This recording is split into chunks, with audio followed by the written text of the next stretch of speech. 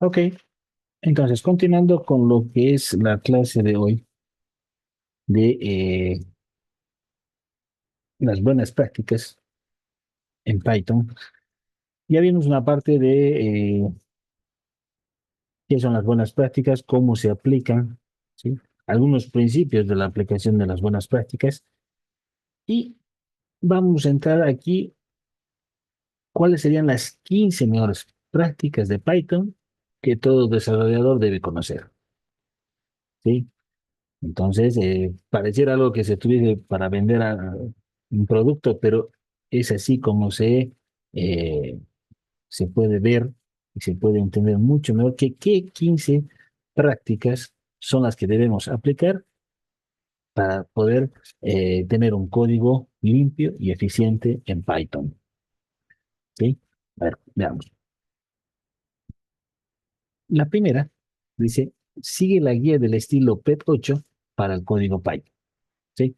La guía de estilo PEP 8 para código Python, también conocida como PEP 8 o PEP 8 con el guión, es una guía completa que proporciona recordatorios sobre cómo escribir un código Python impecable. Publicada en 2001 por Guido van Rossum, Barry Varsovia y Nick Colham. Este manual se ha convertido en el libro sagrado para escribir código Python que sea legible y consistente. Esta guía de estilo te facilitará la práctica de la programación de Python. Como les decía, fuese de esta clase que estamos viendo cuáles son las buenas prácticas del código Python, la idea es que ustedes para complementar revisen lo que es el PEP 8.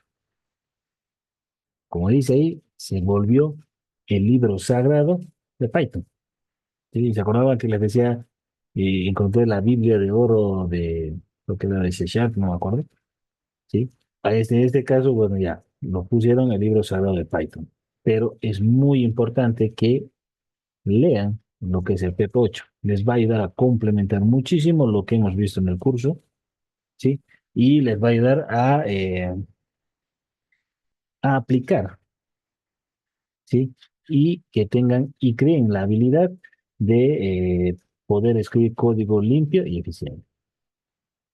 ¿Cuál sería la otra vez? Dice 2, usa Python 3 en lugar de Python 2. Dice, cuando estás en la encrucijada de si usar Python 3 o Python 2, elige siempre Python 3. Desde enero de 2020, Python 2 alcanzó lo que se conoce como el estado de fin de vida útil, lo que significa que no se puede actualizar más, incluida la corrección de errores y mejoras de seguridad. Sí, eso es muy importante. Si bien Python va haciendo un release de sus versiones de Python, ¿sí? Hay algunas versiones que hay que entrar a la página, ¿sí? Y revisando si hay algunos bugs, ¿sí? O issues, digamos, los errores que hayan tenido el lenguaje de programación se corrigieron o no. A veces se corrigen algunos, no todos, digamos, ¿no? Ya, por ejemplo, una versión 3.2, digamos, teníamos ustedes un error de, no sé, podemos ser de idioma, vamos a dar un ejemplo, y sale la versión 3.4, pero no dice que se corrigió el idioma. Entonces ahí, digamos, no, no sería bueno que se vayan al 3.4 porque todavía no hay la mejora, ¿sí? Pero en este caso, cuando ya tenemos una versión donde ya la versión de un Python ya llegó a su fin de término, ¿sí? O lo que ya la vida útil ya no va a haber actualizaciones, ya es mejor dejarlo de lado y pasar a la siguiente versión, que es la que se está actualizando. ¿El por qué? Porque van a tener después ustedes problemas de compatibilidad, las nuevas librerías que salen, eh, o mejoras que haya habido en el código, no lo van a poder ustedes aplicar, ¿sí? Tengan también entendido, digamos, que su editor de código también va en función de actualizarse con la nueva versión del lenguaje de programación. Entonces, siempre es bueno estar con las versiones que son más actualizables. Lo mismo pasa, por ejemplo, si tomamos el ejemplo del Windows, ¿no? O sea, ahorita estamos con Windows 11, ya en las otras versiones, y hay algunos que todavía siguen trabajando con Windows 10. Y tengan en cuenta que Windows 10 creo que ya también ya no va a dejar de recibir actualizaciones, ¿sí? Entonces, que nos hace que forzosamente tengamos que mudarnos de versión. Lo mismo pasa en el lenguaje de programación. Siempre tenemos que estar actualizados a la última versión y ir viendo qué versión de las nuevas ya tiene corregido lo que nosotros necesitamos. Si todavía no hay una mejora a lo que tenemos problemas, no es necesario que se cambien, ¿sí? Porque por ahí, al cambiarse de versión, ya no tienen problemas de instalación y demás, ¿sí? O compatibilidad, o por ahí si están trabajando con Python para poder interactuar con algún tipo de equipamiento electrónico, ¿sí? Entonces, por cambiarse de versión, quizás ya no puedan conectarse de forma correcta, ¿sí? Entonces, siempre hay que estar analizando y revisando bien la página. Es muy importante. Y bueno, una de las mejoras siempre que cuando trabajamos de versiones modernas, ¿sí? Es que hay las buenas correcciones de errores y las mejoras de seguridad. Es muy importante. Tres, dice, verifica la versión mínima requerida de Python.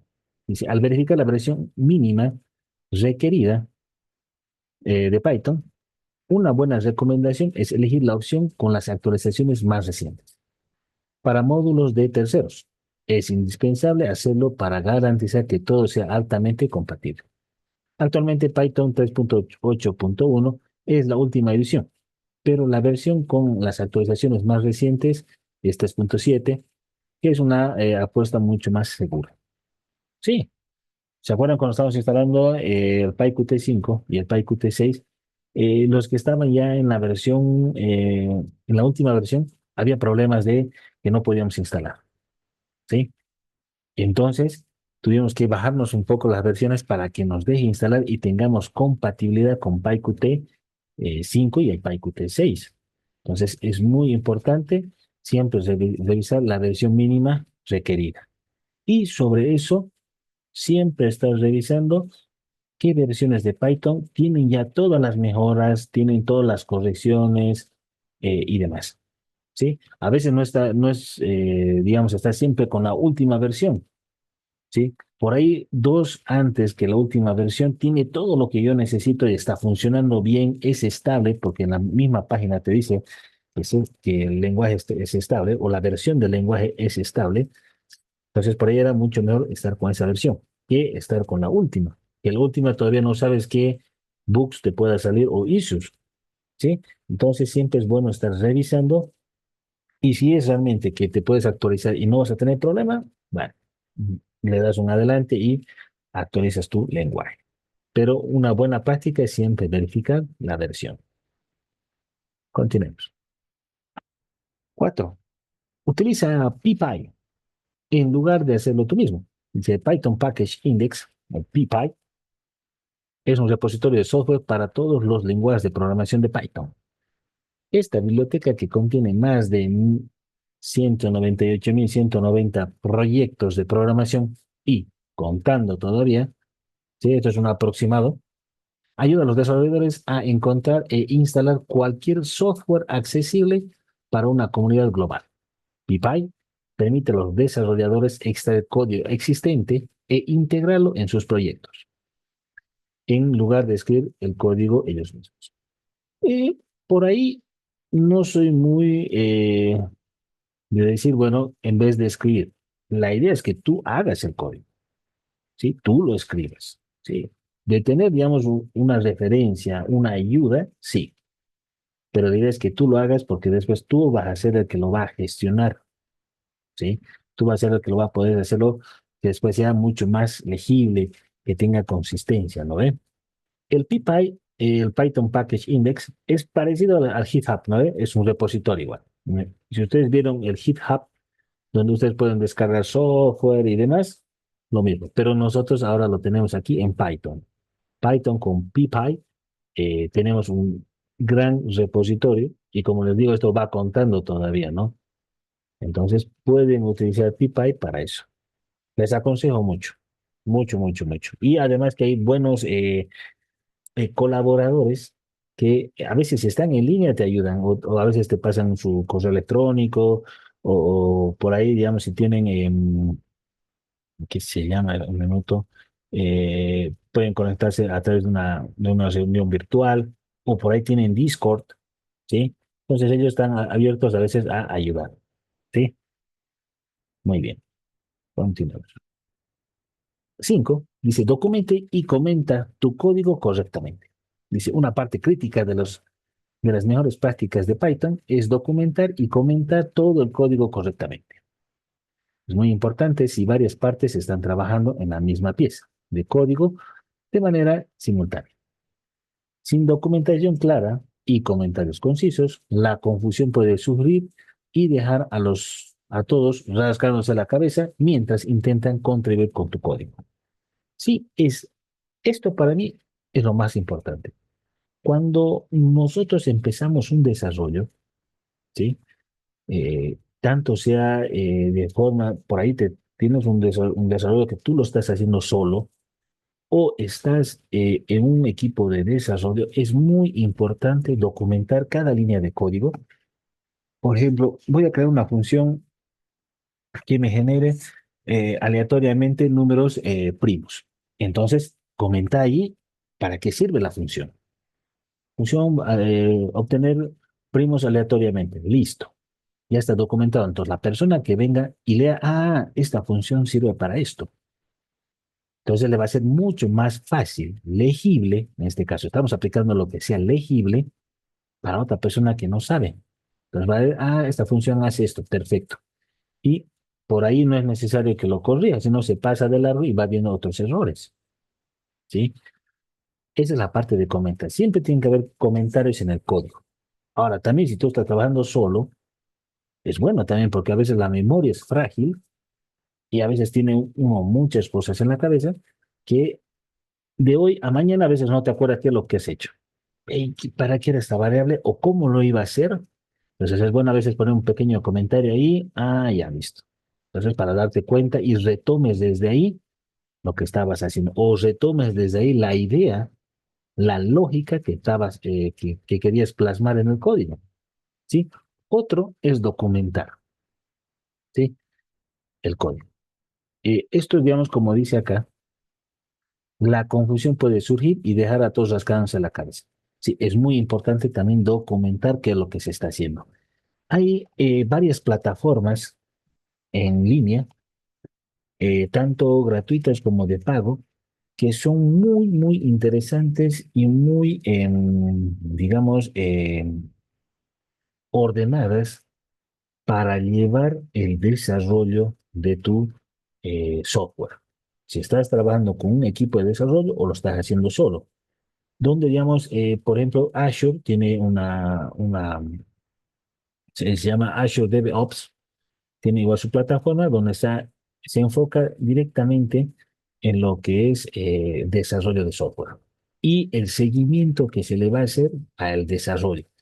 Ahí podemos hacer un cronograma de tareas, de actividades, cronograma de reuniones, crear tarjetas de mejoras a lo que ustedes están avanzando, ¿sí? Por ejemplo, tenemos, como les decía, Azure DevOps, ahí está también Trello, hay, eh, hay otro en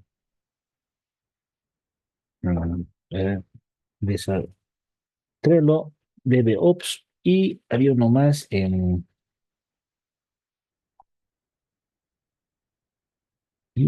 que tengo Asana, ¿sí? Ese es uno de los que me acuerdo ahora. Pero hay muchos más. Hay de pago, hay free. Entonces, si ustedes están haciendo un desarrollo, les aconsejo que utilicen una de esas plataformas, ¿sí? Tanto si lo haces solo o lo haces en un equipo.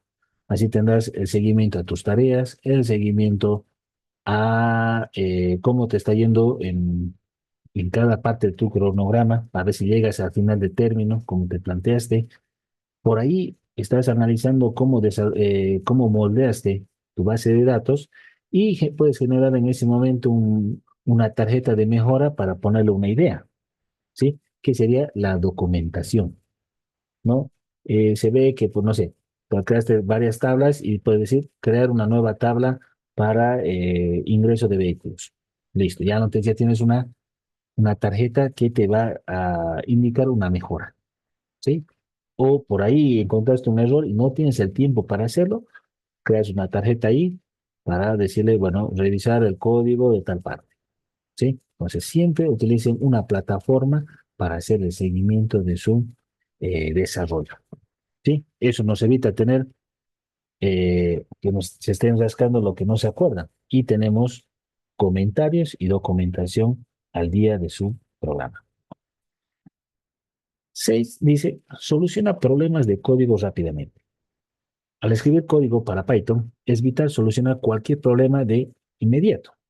Si aparecen varios errores, corregirlos a la brevedad es la manera de asegurarte de que no se omita nada, lo que hace posible un tiempo de respuesta rápido para volver a realizar la prueba.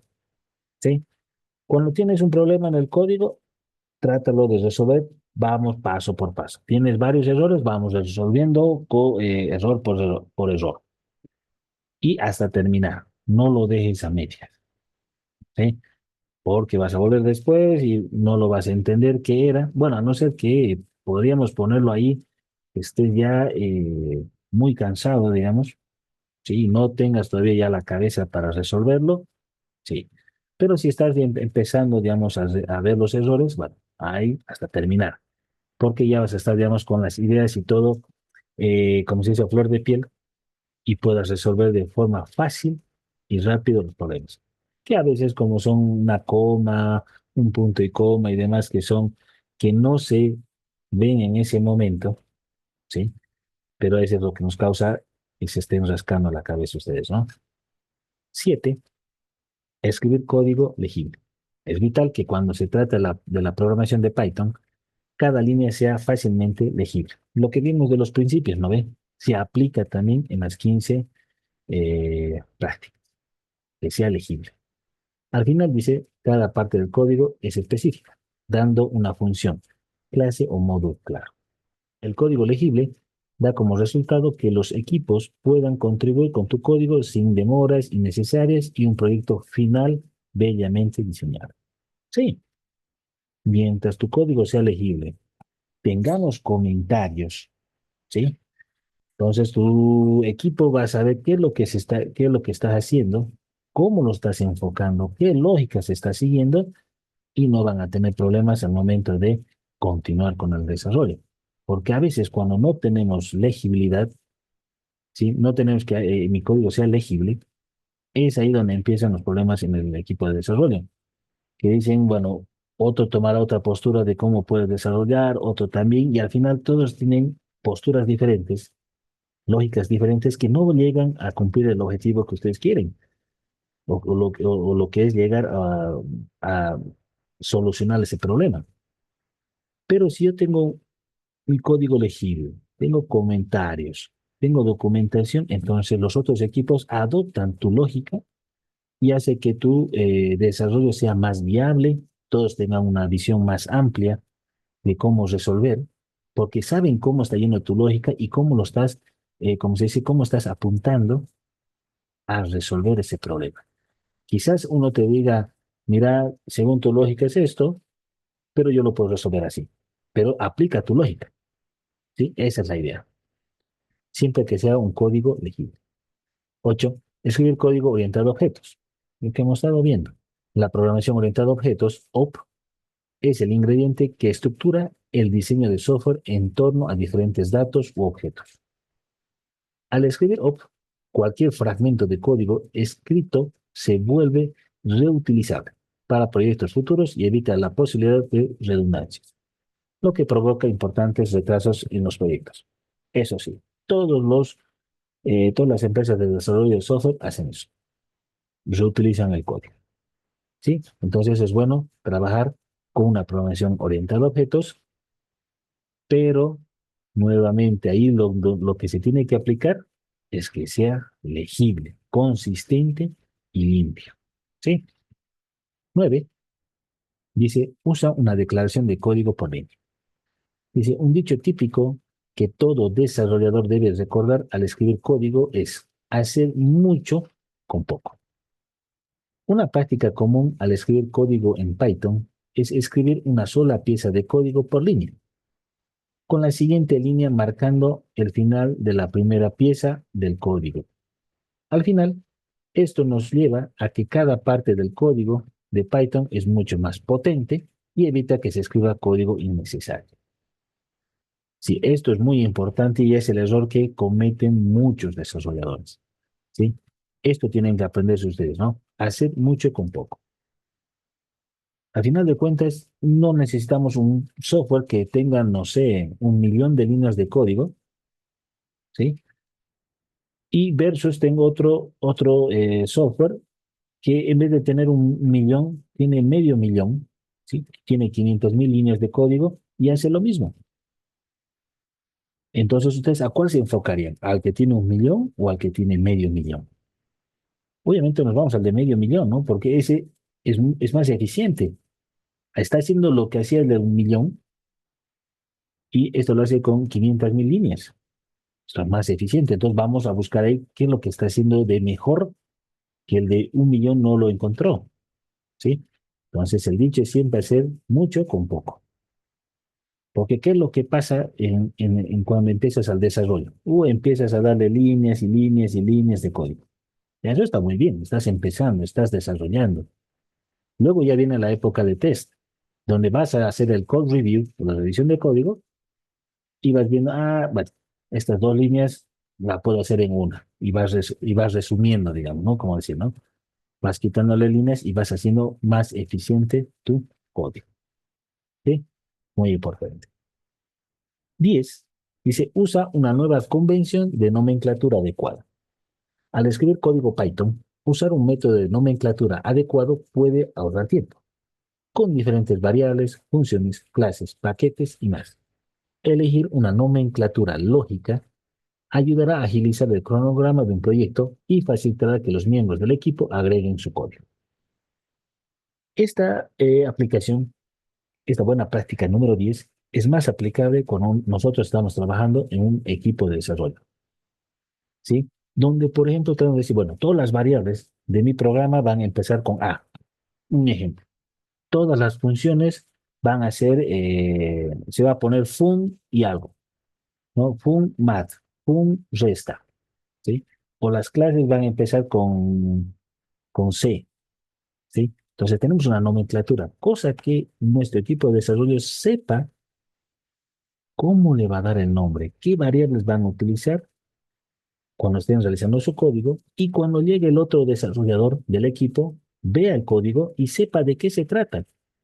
Sí, es muy importante. Esto se aplica más a un equipo de desarrollo, pero es importante hacerlo, utilizar la nomenclatura, porque hay veces utilizas A, B, C, D o ponen cualquier variable y cuando llega el otro desarrollador no sabe nada o no lo entiende. Y para entenderlo, lo primero que tiene que hacer es volver a revisar todo el código. O por ahí te va una llamada y te dice, bueno, necesitamos unirnos porque no entiendo nada. Y que lo que hacemos, perdemos tiempo, no llegamos al objetivo y bueno, ahí dentro de una empresa, el perder el tiempo en esas cosas hace mucho. Entonces, es mucho mejor tener una nomenclatura. 11, crea una estructura de repositorio adecuada. No podemos exagerar, dicen, cuán efectiva puede ser la estructura de los repositorios de código para un proyecto, especialmente con fechas de vencimiento cercanas, cuando los desarrolladores usan el término estructura. El nivel de organización es elegido para cumplir con el objetivo general, escribir el código limpio y conciso. Que sea fácil de leer es un aspecto fundamental del éxito. Sí, esta también se aplica ya, bueno, aunque se aplica a un equipo de desarrollo, pero también tú lo puedes, cuando lo hacemos de forma individual, es muy importante tener ahí un repositorio de todos los códigos que he hecho. Y si lo aplicamos esto a un equipo de desarrollo, entonces tener un repositorio por ahí en la nube o en un servidor es importante porque ahí el desarrollador dice, este código ya lo hicimos en otro proyecto. Entonces va, busca en el repositorio y ve el código, lo copia y lo pega y empieza a seguir trabajando. Y lo hace más fluido. Lo mismo puede pasar cuando tú lo hagas de forma individual.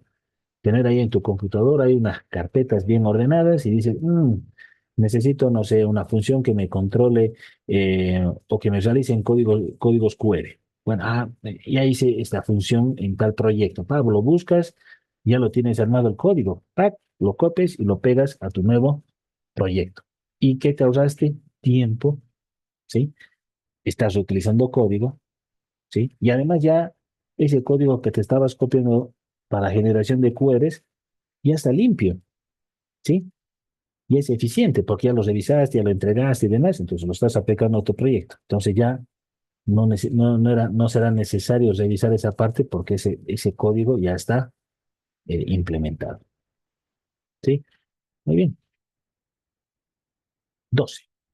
Usa entornos virtuales. Dice, cada desarrollador debe tener un entorno virtual configurado para cada proyecto en curso. La creación de este entorno hace que sea mucho más fácil evitar problemas con las bibliotecas, ya que diferentes proyectos pueden requerir versiones de una biblioteca específica.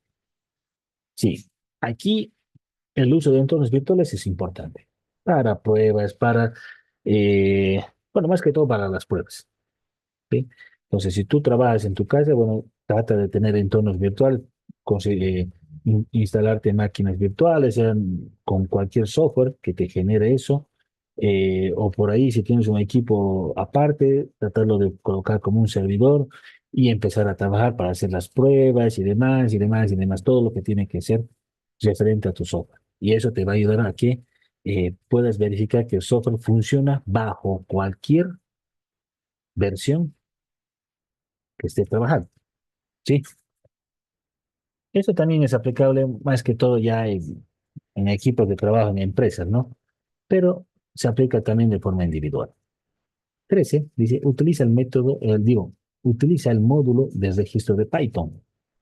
Dice, cada biblioteca estándar de Python viene con un módulo de registro incorporado, completamente flexible y diseñado para permitir que los desarrolladores lleven a cabo configuraciones únicas para satisfacer sus necesidades específicas. Dado que cada módulo del registro de Python tiene su controlador único, cada registro puede encontrar y combinarse sin esfuerzo con su controlador, lo que permite a los desarrolladores más libertad en el diseño. Sí, este es interesante. El módulo de registro totalmente aplicable a un trabajo de equipo de desarrollo. Y es súper, súper interesante utilizarlo. Cuando ya estás en un equipo de desarrollo, lo usas, van a ver que es mucho más, eh, ¿cómo lo podemos decir? Bueno, vamos a aplicarlo más libertad en el diseño. ¿Sí? Muy bueno. Vamos a nuestras dos últimas más.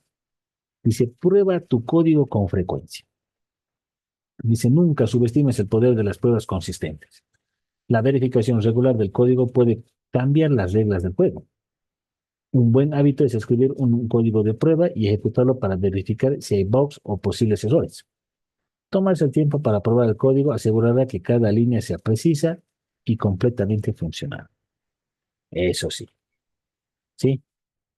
Es muy importante siempre estar haciendo pruebitas. Se hace una función que va a ser que sume esto y los reste. Bueno, ahí lo probemos, lo revisas. Funciona muy bien. Me estoy conectando a la base de datos, voy a hacer un insert y lo pruebo.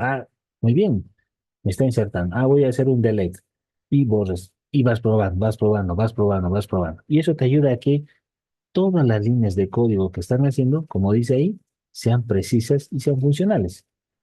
A veces, como dice, no, nos metemos tanto en el código y empiezan a escribir tantas líneas de código que según tú está funcionando bien. Pero cuando lo pruebas ya empiezan a saltar los warnings o los danger, bueno, te empiezan a saltar los errores y después tienes que revisar todas esas líneas de código para verificar cuál era la que estaba mal, ¿sí? Entonces por ahí siempre estar probando el código es bueno. Otro, también una buena práctica para probar el código es que siempre, por ejemplo, estás volviendo a trabajar de un día al otro, ¿sí? Lo primero que tienes que hacer es probar si funciona. Bueno, funciona perfecto, muy bien, no tengo ningún error y bueno, ahora empiezo a trabajar, ¿sí? Es muy importante. A veces no carga bien el Windows hay librerías que no cargan, qué sé yo, entonces siempre estar probando. ¿Sí? Y por último, la 15, el Zen de Python. Lo que hicimos mucho énfasis en la primera parte, ahí está, el Zen de Python. El Zen de Python consta de 20 líneas poéticas que explican cómo todos los desarrolladores deben escribir código limpio y conciso con Python. ¿Se acuerdan que les mostré, no vea, beautiful is better than ugly? Lo mismo, y hay un montón. Esta balada explotó en popularidad entre los desarrolladores de Python y finalmente se convirtió en un conjunto de mandamientos seguidos religiosamente por todos los Pythoners. ¿Sí? Hay quienes lo toman como una parte poética, ¿no? Porque dice beautiful is better than ugly y demás. Sí, son versos, pero más ustedes lo tienen que enfocar a la programación. ¿Sí? Parecieran que fuesen versos que uno lo puede dar a otra persona, pero son más enfocados a la programación. Ustedes tienen que darle el enfoque de programación y decir, ¿cómo lo puedo hacer? ¿Sí? Entonces, estas son las 15 prácticas que todos los desarrolladores deben conocer. En realidad, ustedes ya deberían conocerlo, y si no lo conocen, ahora lo aprendieron, ¿sí? Y deben aplicar. ¿Sí? ¿Cuesta trabajo? Sí, lo hace. Cuesta mucho trabajo empezar a aplicar. Por ahí no te sabes bien el Zen de Python, no hay problema, pero por ahí estás aplicando el número 14 que pruebas el código, la legibilidad, ¿sí? Entonces hay que ir aplicando. A todos sus proyectos que hagan, traten de aplicar las, eh, las buenas prácticas, ¿sí? Están trabajando con otro lenguaje, busquen cuáles son las buenas prácticas de ese lenguaje y aplíquenlas. ¿Van a trabajar con Python? Bueno, apliquen las 15 y van a ver que su código va a ser mucho más, como se dice ahí, limpio y eficaz. ¿Sí? Muy bien. Hasta aquí la clase de hoy. Eh, como hemos dicho, van a ser ya clases más puntuales.